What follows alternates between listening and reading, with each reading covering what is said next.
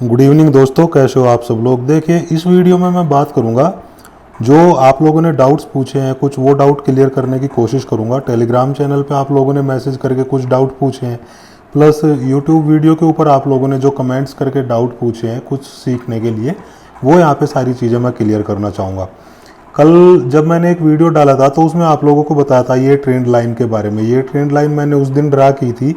Wednesday का chart है ये। वेडनेसडे के दिन जब मैं हॉस्पिटल जा रहा था तो उससे पहले यहाँ पे मैंने एक ट्रेड लिया था। तो इसके पीछे क्या लॉजिक था फटाफट यहाँ पे मैं आप लोगों को बता देता हूँ ताकि आप लोग भी यहाँ पे सीख सको। देखो, यहाँ पे pure stop loss hunting strategy के अकॉर्डिंग यहाँ पे ट्रेड लिया गया था। आप देख रहे होंगे मार्केट यहाँ से गैप डाउन ओपन होती है, यहाँ पे क्लोजिंग दी थी और ओपन यहाँ पे हो रही है और उसके बाद कंटिन्यू मार्केट फिर एक हमें डाउनफॉल दिखाती है। ठीक है, उसके बाद मार्केट देखो यहाँ एक मतलब इस ट्रेंड लाइन को वापस फॉलो करते हुए मार्केट जा रही है। तो ये मोमेंटम तो मैंने उस दिन मिस कर दिया था। यहाँ पे शायद आप लोगों को मैंने बोला भी था कि एक डाउनफॉल मार्केट हमें दिखा सकती है। एग्जैक्टली मुझे याद नहीं है कि नहीं बोला था, लेकिन अभी मार्केट यहाँ से देखो, यहाँ तक मार्केट ने स्विंग लो लगाया और कंटिन्यू मार्केट एक ट्रेंड लाइन को फॉलो करते हुए जा रही है। तो यहाँ पे मैंने ये ट्रेंड लाइन ड्रा कर ली थी उस दिन। उसके बाद मार्केट ने इसका नीचे की तरफ यहाँ पे ब्रेक डाउन देना शुरू किया। ठीक है, तो हम रिटेल ट्रेडर क्या सोचते हैं, अब ये ट्रेंड लाइन सिर्फ मैंने ही नहीं खींची, ये यहाँ पे बहुत हजारों लोगों ने ट्रेंड लाइन खींची होगी, खासकर रिटेल ट्रेडर ने, खासकर जो कोर्स करके आते हैं, ठीक है, लाखों रुपए के, उन्होंने भी ये ट्रेंड लाइन खींची होगी। अब यहाँ पे क्या है, उन लोगों को लग रहा है कि मार्केट ने ये ट्रेंड लाइन का ब्रेक डाउन दे दिया। तो यहाँ पे क्या है, रिटेल ट्रेडर जो बड़े ट्रेडर होते हैं ना, जो काफ़ी पैसा लगा के जाते हैं, वो ये ट्रेंड लाइन ये इस टाइप का फॉलो नहीं करते वहाँ पे इन्वेस्ट करने के लिए। वो रिटेल ट्रेडर को फंसाने के लिए इन्वेस्ट करते हैं मौका देख के। ठीक है, तो यहाँ पे ये छोटी छोटी कैंडल्स आप लोगों को इसके नीचे बनती हुई दिखाई दे रही होगी। इसको मैं थोड़ा सा बड़ा कर लेता हूँ, तब वहाँ पे और अच्छे से समझ में आ जाएगा। ठीक है, अभी ये मैंने थोड़ा सा बड़ा कर लिया, अब यहाँ पे अच्छे से आप लोगों को ये दिख रहा होगा। तो यहाँ पे ये कैंडल्स को आप देखो, ये बड़ी बड़ी कैंडल्स बन रही है, रेड कैंडल।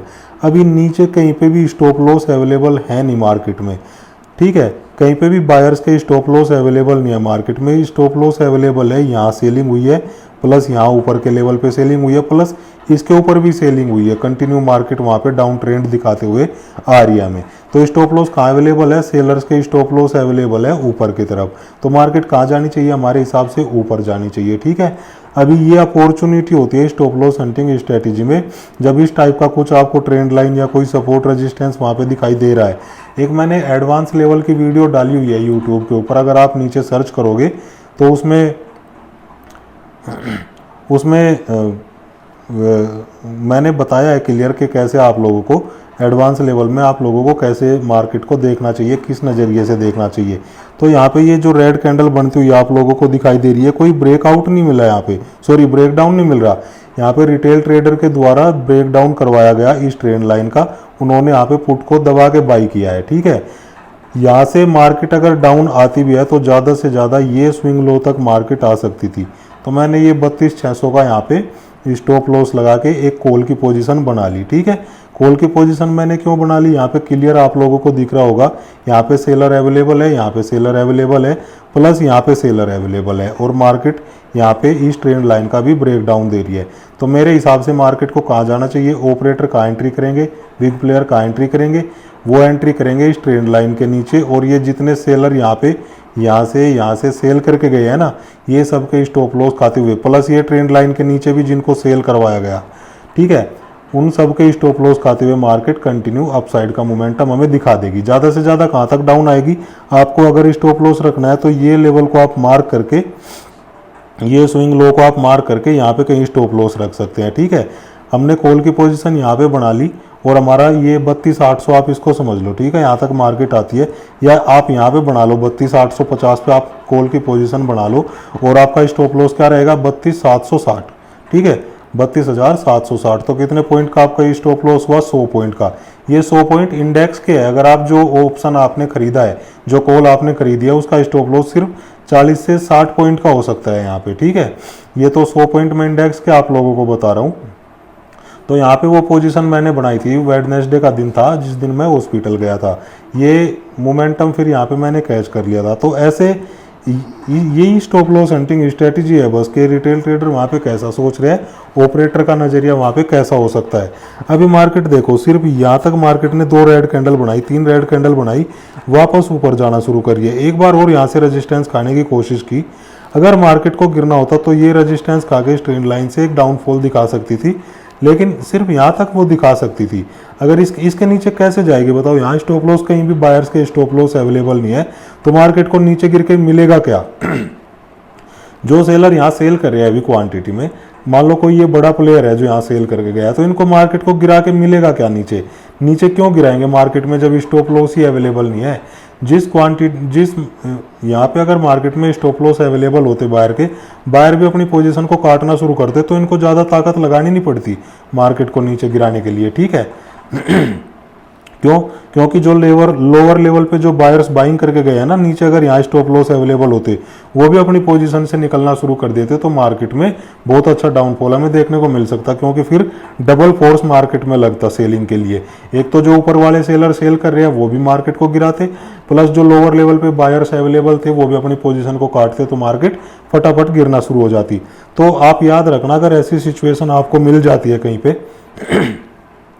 कि मार्केट नीचे गिरने की कोशिश कर रही है, फिर थोड़ा ऊपर जाके और ऐसे सस्टेन होना शुरू कर देती है, तो यहाँ पे 95% चांस है कि मार्केट अब अपसाइड मोमेंटम हमें दे सकती है, ठीक है। जैसे ही मार्केट यहाँ पे ये कंसोलिडेट होना शुरू की, मैंने आंख बंद करके यहाँ पे कॉल की पोजीशन ले ली थी। क्यों? क्योंकि मुझे दिख गया था कि ये ट्रेंड लाइन को देख के यहाँ पे बहुत सारे रिटेल ट्रेडर ने पुट की पोजीशन बनाई होगी कि मार्केट अब ट्रेंड लाइन का ब्रेकडाउन दे रही है और यहाँ पे अब बड़ा डाउनफॉल आने वाला है। लेकिन डाउनफॉल आएगा क्यों? क्योंकि यहाँ तो स्टॉप लॉस ही नहीं है। मार्केट कहाँ जाएगी? ये सेलर्स के स्टॉप लॉस खाने के लिए। अब मार्केट ने ये पूरा मोमेंटम दिया और ये पूरा मोमेंटम मैंने कैच किया था। उसके बाद 11 बजे यहाँ पे कहीं मैं प्रॉफिट बुक करके फिर हॉस्पिटल चला गया था, फिर मार्केट को मैं 3 दिन तक देख नहीं पाया। अभी बात कर लेते हैं उन डाउट्स की जो आप लोगों ने पूछे हैं। तो सबसे पहले टेलीग्राम चैनल पे देख लेते हैं, सबसे पहले देख लेते हैं यूट्यूब चैनल के ऊपर बहुत सारे जो आप लोगों ने कमेंट्स में पूछे हैं, वो सारी चीज़ें मैं क्लियर करने की कोशिश करता हूँ। तो ये एक यूट्यूब चैनल के ऊपर कमेंट किया है प्रवीण भाई है, इन्होंने बोला है वीकली स्टॉक का भी एनालिसिस कीजिए सर। बिल्कुल, मैं वीकली स्टॉक का एनालिसिस करता था। आप लोग अगर पहले से मेरे टेलीग्राम चैनल पर जुड़े हुए हो तो आप लोग पहले देखते होंगे, मार्केट ओपन होने से पहले मैं 4-5 स्टॉक वहाँ पे सजेस्ट करता था। चार्ट आप लोगों को वहाँ पे एजुकेशनल पर्पज़ के हिसाब से, सीखने के हिसाब से पोस्ट करता था स्क्रीनशॉट। तो वो मैंने इसलिए बंद कर दिया क्योंकि लोगों का ज़्यादा रेस्पॉन्स उस पर मिलता नहीं था, आप लोग उसमें ज़्यादा इंटरेस्टेड नहीं दिख रहे थे, तो फिर मैंने वो बंद कर दिया। स्टॉक्स के ऊपर भी मैं वीडियो पहले डालता रहता था सीखने के लिए, लेकिन उनमें ज़्यादा इंटरेस्ट था नहीं किसी का, ना किसी का कमेंट आता था कुछ भी सीखने के लिए, तो फिर मैंने उस पर ध्यान देना बंद कर दिया। फिर हमने बैंक निफ्टी और निफ्टी ऑप्शन ट्रेडिंग के ऊपर ही ज़्यादा ध्यान देना शुरू किया क्योंकि लोगों का उसी में ज़्यादा इंटरेस्ट था। तो प्रवीण जी मेरे भाई, अगर आप लोगों को सबको अच्छा लग रहा है कि स्टॉक, और आप चाहते हो कि स्टॉक्स के ऊपर भी एनालिसिस के कुछ वीडियो में बनाऊं या कुछ एनालिसिस करके दिखाऊं सीखने के लिए, तो मैं उसको कंटिन्यू करूंगा और मैंने आपकी बात को नोट कर लिया है फ्यूचर के लिए। इसके अलावा और किसी ने पूछा था तो एक दिव्यांश गुप्ता भाई है, उन्होंने भी पूछा था यूट्यूब चैनल के ऊपर कि 15 मिनट का जो चार्ट लगाते हैं उसमें क्या होता है कि स्टॉप लॉस काफ़ी बड़ा हो जाता है। मतलब ज़्यादा देखो, स्टॉप लॉस थोड़ा सा तो इतना एक रीजनेबल पॉइंट पे तो होना चाहिए। छोटा सा अगर 20-30 पॉइंट का स्टॉप लॉस रखोगे तो उसके बार बार हिट होने के चांस रहते हैं, ठीक है। तो एटलीस्ट 50 से 60 पॉइंट का तो स्टॉप लॉस आप लोगों को रखना पड़ेगा वहाँ पे, क्योंकि इतना फास्ट मूवमेंट कभी कभी हो जाता है। और दूसरी चीज़ ये याद रखो, चलो आप स्टॉप लॉस कुछ भी रख लो, आप 40 पॉइंट का या 50 पॉइंट का कुछ भी स्टॉप लॉस रख लो, ठीक है। अगर मार्केट में आपने एनालिसिस कर ली कि मार्केट को ऊपर जाना है और मार्केट ऊपर नहीं जा रही, आपका 40 पॉइंट का सपोज करो स्टॉप लॉस था, वो हिट हो जाता है, ठीक है। तो आपने जहाँ पे एंट्री ली थी, सपोज करो यहाँ पे आपने एंट्री ली, यहाँ पे आपका स्टॉप लॉस है। सपोज करो आपने एंट्री ली कॉल की पोजीशन में, आपने एंट्री ली कहाँ पे, यहाँ पे कहीं आपने एंट्री ले ली, ठीक है। सॉरी, यहाँ पे आपने मान लो कहीं पे पुट की एंट्री ले ली, ठीक है। ये आपने यहाँ पे पुट की एंट्री ले ली, आपका यहाँ पे एनालिसिस था कि मार्केट को गिरना चाहिए, ठीक है, ये आपका एनालिसिस था। लेकिन स्टॉप लॉस आपका चलो यहाँ पे था, तो मार्केट कंटिन्यू ऊपर जा रही है और मार्केट में आपका 40 पॉइंट का स्टॉप लॉस मान लो हिट हो जाता है, ठीक है। अभी आपको करना कुछ नहीं है, जब मार्केट सेम लेवल पे आ जाए, कभी तो आएगी, यहाँ पे जब सेम लेवल पे मार्केट आ जाती है, यहाँ से आपका गिरने का व्यू था कि मार्केट को यहाँ से गिरना चाहिए, अभी वापस मार्केट ऊपर जाके फिर यहीं आ जाती है, तो आप री एंट्री ले लो, सेम प्राइस के ऊपर आप री एंट्री ले लो। अभी वो री एंट्री सेम प्राइस वाली कहाँ मिलेगी आपको, यहाँ कम से कम मिलेगी जब मार्केट यहाँ तक गिर जाएगी। क्यों? क्योंकि तब तक टाइम डिके भी हो चुका होगा। तो अगर आप स्टॉप लॉस कुछ भी रखो, 40 पॉइंट रखो, 50 पॉइंट रखो, कोई दिक्कत वाली बात नहीं है। अगर एक बार हिट हो जाता है और दोबारा मार्केट वहीं पे आ जाती है तो सेम लेवल पे आप री एंट्री ले सकते हो, ठीक है, सेम लेवल के ऊपर। जब वही लेवल आ जाए तो वहाँ पे आप री एंट्री ले लेना, कोई दिक्कत नहीं है। मैं अपना बताया था, नॉर्मली मैं स्टॉप लॉस रखता हूँ अपना, अगर मुझे ज़्यादा रिस्की सिचुएशन लगती है तो लगभग 60 पॉइंट का मैं रखता हूँ, कभी कभी मैं 70 से 80 पॉइंट का भी रख लेता हूँ, ठीक है। और टारगेट भी मेरे रहते हैं तो 100 पॉइंट से ज़्यादा के ही रहते हैं, 100 120 पॉइंट तो नॉर्मल टारगेट लेके मैं चलता हूँ, भले ही मार्केट कहीं से भी फिर रिवर्स हो जाए। तो 120 पॉइंट के आसपास टारगेट रखता हूँ, मतलब आप ये लगा लो 1:1.5 रिस्क रिवार्ड रेशो एटलीस्ट मैं मेंटेन करके चलता हूँ। अगर मैंने 60 पॉइंट का स्टॉप लॉस रखा है तो वहाँ पे मेरा टारगेट 100 पॉइंट के ऊपर ही रहेगा, और अगर मैंने 70 से 80 पॉइंट का स्टॉप लॉस रखा है तो वहाँ पे मेरा टारगेट 120 या 140 पॉइंट के आसपास रहता है। तो ये आप अपने हिसाब से अकॉर्डिंगली मैनेज कर सकते हो, अपनी पॉकेट के हिसाब से देख के, ठीक है। तो ये मैं अपना बता दिया जो मैं करता हूँ। उसके अलावा कम से कम 40-50 पॉइंट का स्टॉप लॉस तो होना चाहिए। 20-30 पॉइंट के स्टॉप लॉस क्या है, वो बार बार हिट होते रहते हैं।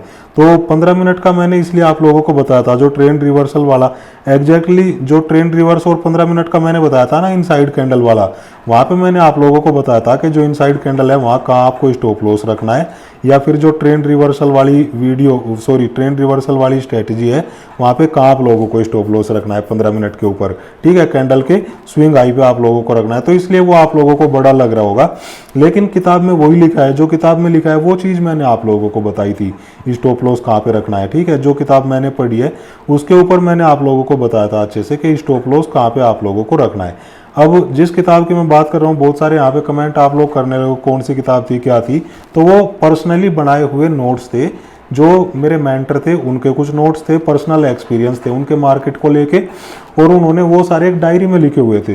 तो वो उस किताब के बारे में मैं बात करता हूँ। पहले भी किसी ने पूछा था कि कौन सी किताब थी, वो उसका नाम बताओ, तो वो पर्सनल एक्सपीरियंस के अकॉर्डिंग बनाए हुए नोट्स थे, डायरी थे, और अभी वो डायरी है भी नहीं मेरे पास में। तो वो सारी चीज़ें सीख ली, तो उसके अकॉर्डिंग मैं आप लोगों को बताता रहता हूँ, समझाता रहता हूँ जो मैंने सीखा है, ठीक है। तो वो कोई किताब नहीं है किसी की लिखी हुई, किसी बड़े ऑथर की या किसी की उसकी किताब नहीं है, वो जस्ट एक एक्सपीरियंस के अकॉर्डिंग बनाई हुई डायरी थी। जो मेंटर थे हमारे, उन्होंने उसमें अपने एक्सपीरियंस शेयर करके मार्केट के अकॉर्डिंग बनाई थी, और वही चीज़ें हमें उन्होंने सिखाई थी। तो उसके बारे में मैं यहाँ पे बात करता हूँ, ठीक है। तो वो 15 मिनट का चार्ट के ऊपर मैंने इसलिए आपको बताया था स्टॉप लॉस कहाँ पे रखना चाहिए, तो आप अपने अकॉर्डिंग रख सकते हो 40-50 पॉइंट का। लेकिन अगर एक बार हिट हो जाता है स्टॉप लॉस, ठीक है, एक बार स्टॉप लॉस हिट हो जाता है तो मार्केट में सेम प्राइस पे आप री एंट्री ले सकते हो। अगर पहली बार मोमेंटम नहीं मिला, स्टॉप लॉस हिट हो गया, तो दूसरी बार मोमेंटम मिल जाएगा, ठीक है। तो मुझे उम्मीद है ये चीज़ आपको समझ में आ गई होगी। अब फटाफट से एक दो और मैं क्लियर कर देता हूँ चीज़ें जो टेलीग्राम चैनल पर आप लोगों ने पूछी है। तो ये उदयलाल जी है टेलीग्राम चैनल के ऊपर, इन्होंने मैसेज किया था, इन्होंने पूछा था कि ये जो स्टॉप लॉस हंटिंग स्ट्रेटजी है ये स्टॉक्स में भी काम करती है क्या। तो स्टॉक्स में देखो मेरे भाई, स्टॉक्स में एक तो वोलाटिलिटी ज़्यादा इतनी हाई नहीं रहती, ठीक है, पर डे के हिसाब से अगर देखा जाए, जितनी यहाँ पे इंडेक्स ऑप्शंस में रहती है। तो जो मैंने एक वीडियो बनाया था, उसी का रेफरेंस मैंने आपको दिया है। मैंने एक वीडियो बनाया था कि ऑपरेटर की एंट्री को हमें कैसे पकड़ना है, खासकर स्टॉक्स में। स्टॉक्स में जब ऑपरेटर एंटर हो रहे होते हैं तो वहां से कंटिन्यू एक बड़ा मोमेंटम स्टॉक्स हमें दिखाता है, ठीक है। तो उसको कैसे आइडेंटिफाई करना है वो मैंने उस वीडियो में बताया था। और नॉर्मली जो एंटर कर रहे होते हैं ऑपरेटर, किसी स्टॉक को यहाँ से यहाँ तक लेके जाते हैं, वो नॉर्मली 10 से 15 दिन की प्रोसेस होती है। अब उसमें स्टॉप लॉस हंटिंग स्ट्रेटजी कैसे काम करेगी, ये तो एक इंट्राडे के लिए एक बेहतर प्लेटफॉर्म है स्टॉप लॉस हंटिंग स्ट्रेटजी, ठीक है। 10 से 15 दिन के लिए आप उसको कैसे यूज़ करोगे, तो उसमें क्या है, स्टॉक्स में सपोर्ट और रेजिस्टेंस बहुत अच्छे से काम करते हैं। आपने जो सपोर्ट और रेजिस्टेंस नॉर्मली सीखा है वो स्टॉक्स के अंदर आप अप्लाई करो, वो उसमें बड़े अच्छे से काम करते हैं, ठीक है। जैसे यहाँ पे मान लो ये कोई रेजिस्टेंस एरिया है, यहाँ से अगर ब्रेकआउट मिलेगा तो स्टॉक बढ़िया परफॉर्म करेगा, क्योंकि यहाँ पे ऑपरेटर उसमें एंट्री कर सकते हैं। तो उस वीडियो में अच्छे से मैंने समझाया था, वो वीडियो भी जाके आप देख सकते हो, तो चीज़ें वहाँ पे और अच्छे से क्लियर हो जाएगी। ऑपरेटर उसका कुछ थंबनेल ऐसा ही था, ऑपरेटर की एंट्री को कैसे हमें फाइंड आउट करना है, तो वो जाके आप जरूर देख लेना, तो चीज़ और अच्छे से क्लियर हो जाएगी। तो दूसरा डाउट ये प्रकाश भाई का था, इन्होंने ये एक स्क्रीनशॉट मेरे पास भेजा था और इन्होंने बताया था कि मार्केट में स्टॉप लॉस ऊपर अवेलेबल थे सेलर्स के, इसके बावजूद मार्केट ऊपर क्यों नहीं गई। तो ये इस दिन की बात कर रहे थे, चार्ट मैंने लगा लिया। तो यहाँ चार्ट में आप देखो, मैंने एक वीडियो बनाया था, आपको अगर याद हो, वो वीडियो था एक्सपायरी के दिन का, ठीक है।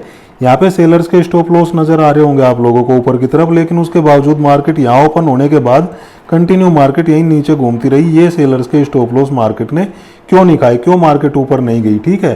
तो बड़ा अच्छा क्वेश्चन है मेरे भाई। मैंने उस वीडियो में, आप अगर देखोगे यूट्यूब के ऊपर, वो एक्सपायरी के दिन का वीडियो था और ऐसा ही वहां पे हुआ था, ऊपर स्टॉप लॉस अवेलेबल थे और मार्केट कंटिन्यू रेंज बाउंड रही थी। तो ये मार्केट ऊपर क्यों नहीं गई, ठीक है। उस वीडियो में मैंने अच्छे से समझाया था, मार्केट इसलिए ऊपर नहीं जा पाती क्योंकि ये जो सेलर है ना, ये जो यहाँ पे बाइंग के ऑर्डर मार्केट को मिल रहे होंगे, ठीक है, रिटेल ट्रेडर्स के, क्योंकि एक्सपायरी का दिन है, ये लोग क्या है, ये लोग इन्होंने जो कॉल को सेल किया है वो ओटीएम हो चुकी, ठीक है, वो कॉल ओटीएम हो चुकी, जिस कॉल को इन्होंने सेल किया होगा यहाँ ऊपर के लेवल पे, अब ये ओटीएम होगी वो कॉल, जिस कॉल को इन्होंने बेचा है। तो ये मार्केट अगर रेंज बाउंड रहेगी तो किसका फायदा होगा, इन सेलर्स का फायदा होगा। क्यों फायदा होगा, क्योंकि वो ओटीएम वाली कॉल जीरो हो जाएगी एक्सपायरी के दिन, एक्सपायरी के दिन उसका प्रीमियम जीरो हो जाएगा ओटीएम का, ठीक है। तो इनको फायदा कब होगा, जब मार्केट को ये रेंज बाउंड रखेंगे। तो ये रेंज बाउंड कैसे रखेंगे मार्केट को, जैसे ही मार्केट थोड़ा सा अपसाइड मोमेंटम देने की कोशिश करेगी और क्वांटिटी ऐड कर देंगे, जैसे ही मार्केट नीचे आएगी और ऊपर जाने की कोशिश करेगी और क्वांटिटी ऐड करके मार्केट को नीचे ही रखेंगे। तो यहाँ पे मार्केट को ऐसे ही रेंज बाउंड ये घुमाते रहते हैं, जिससे क्या होता है कि प्रीमियम घटते जाते हैं और जिस कॉल को इन्होंने सेल किया है, ठीक है, क्योंकि ऑलरेडी ये इतने ऊपर लेवल पे सेल करके जा रहे होते हैं कि ये सेफ हो चुके होते हैं, इन लोगों को लग रहा होता है मार्केट यहाँ तक आ ही नहीं सकती। दूसरा क्या है, टाइम डिके का इनको बेनिफिट मिलता रहता है, ठीक है। तो टाइम डिके की वजह से ये प्रॉफिट में रहते हैं, तो उस प्रॉफिट का ये अच्छे से यूज करते हैं, फिर मार्केट को ऊपर नहीं जाने देंगे। तो जो जिस कॉल को इन्होंने सेल किया है वो ओटीएम रह जाएगी और उसका एक्सपायरी के दिन उसका प्राइस हो जाएगा जीरो।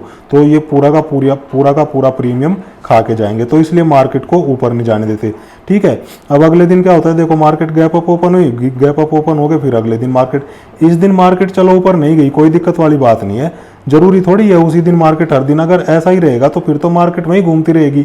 ऊपर कोई सेल करके मार्केट को नीचे लेके आएगा, नीचे से फिर ऊपर के स्टॉप लॉस खाएगी, फिर यहाँ बायर्स के स्टॉप लॉस खाएगी, तो ऐसे ही घूमती रहेगी मार्केट, ऐसा थोड़ी ही होता है, ठीक है।